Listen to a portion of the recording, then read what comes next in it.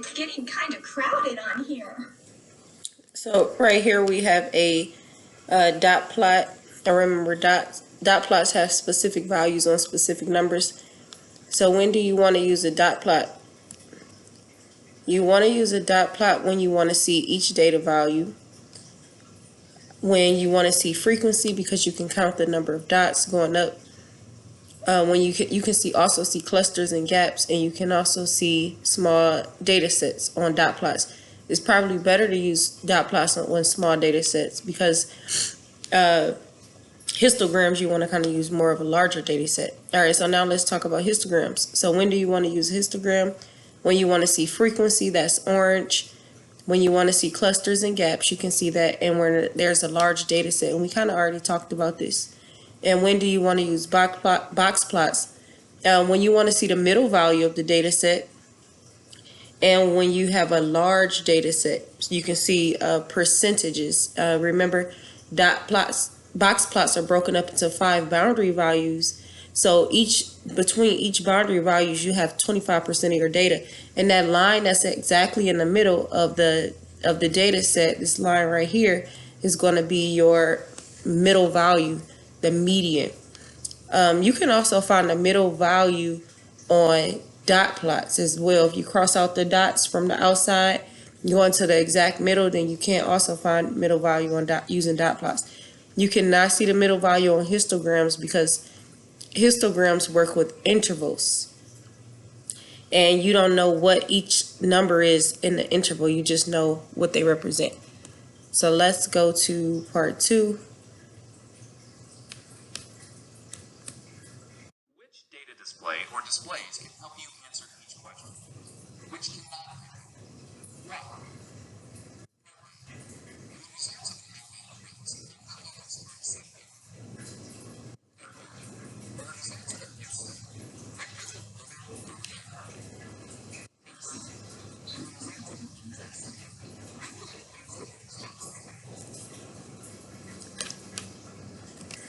So for the first one, A, you want to see exactly how many people scored 78 on a quiz, on an online quiz. So that means we would need to get the frequency at specifically 78. So that means we cannot see that information in a box plot. So we have to eliminate a box plot because remember, box plot, you deal with the 5 boundary values, so you will not be able to see how many people score 78. We also cannot use a histogram because histograms deal with intervals, and 78 will everyone that scored a 78 will be in a specific interval. So the only thing we can use to figure out who scored exactly 78 is a dot plot, because you can see individual data values when you're using a dot plot. Here is an example for part A, or question A, part A. How many people scored. So if you look here at the data displayed, we have how many people scored 78 right here. So we can see easily 1, 2, 3, 4, 5, 6 people scored exactly 78. So we can see the frequency at 78. But if you look here at the histogram, since histogram deals with intervals, we see that the frequency at 78 is about, or between 75 and 80 is about, let's say, 22. But we don't know how many people within this interval scored exactly 78 because histograms deal with intervals and not specific data values. So this is the same data this is the same data set, but this is how the data set looks in a dot plot. This is how the data set looks in a histogram. And this is how the data looks in a box plot.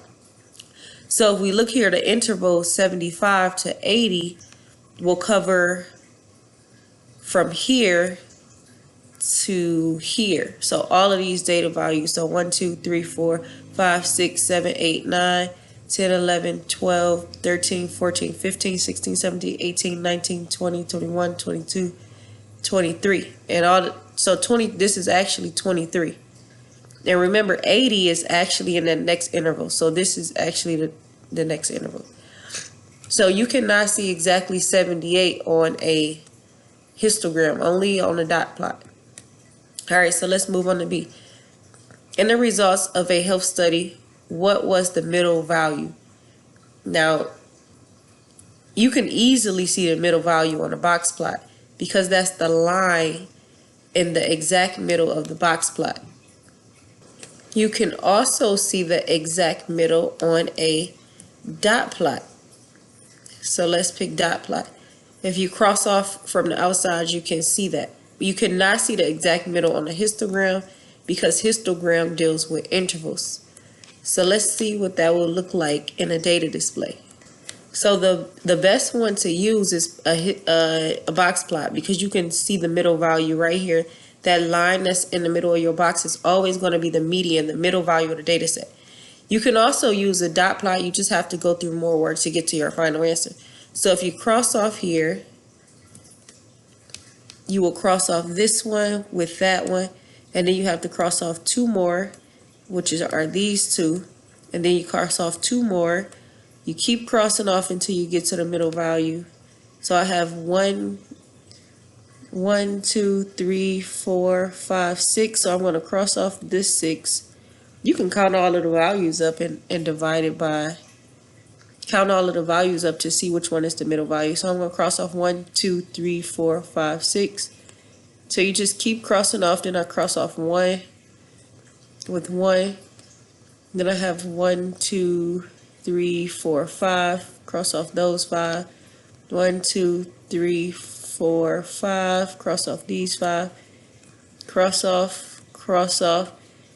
And then I can see that the middle value, if I keep crossing off, I'm going to end up with these two values right here. So I will have to add up 76 and 75, and the middle value is going to be right here. So if you cross off and cross off, you can eventually find the middle value using a dot plot. It's a lot more work, but you still can get the middle value. Now, if you look at the histogram, we don't know the specific values that fall between these two intervals. Well, we know between 70 and 74, we're going to have all of the data values between those, but we don't know exactly how many 74s or how many 73s or how many 70s we have in this interval right here. So you cannot find the exact middle when using a histogram. You can only find that using a box plot and a dot plot. The last one, C, where did most of the responses fall? So that's really looking for clusters. So you can see clusters in dot plots. So I know that this is a possible solution. You can also see clusters in histograms, and you can also see clusters in box plots, but you have to really think about it a little bit more. So if your data is closer, if your 25% is closer together, then that means more data lie within that region. So let's look at this on some data display. All right, so here is the data display.